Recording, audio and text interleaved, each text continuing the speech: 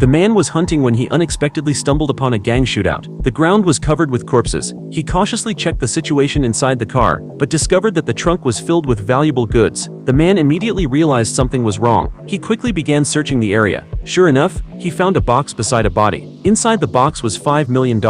After hesitating for a moment, he took the cash and went home. But lying in bed, he couldn't fall asleep. He got up and headed back to the scene of the incident. What he saw tightened his chest. The car window that had been intact during the day was now shattered. The man immediately realized there were others involved. He turned around and saw a group of people gathered around his car. He quickly hid behind the car, but the next second, they drove straight at him. The man quickly turned and started running, but the car relentlessly pursued him, and bullets were constantly being shot at him. The man had no choice but to run frantically, but when he reached the mountain peak, he lost his footing and fell. He quickly plunged into the river, using the night and the river's cover to evade the pursuit. Then he rushed home, cleaning his wounds while having his wife pack up to escape. Meanwhile, the hitman pried off the car's nameplate, examined the scene and received the tracker for the cash box from his accomplice. The man sent his wife onto a bus, briefly comforting her before turning and leaving. He then went to a hotel to hide. After surveying the area, he unscrewed the ventilation duct screws with a small knife and pushed the cash box deep into the duct. After finishing everything, the man drew the curtains,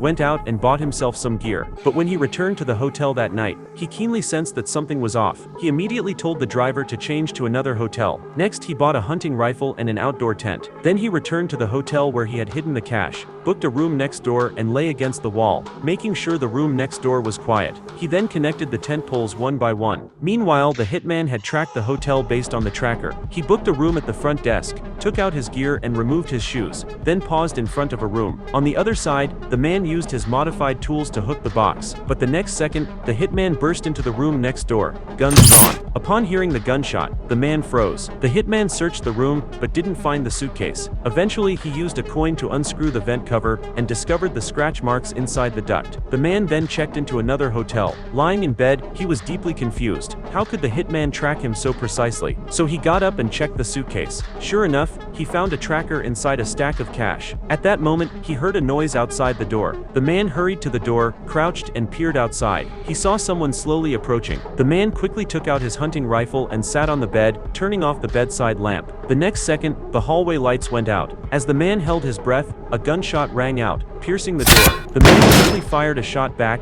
then grabbed the suitcase and escaped through the window.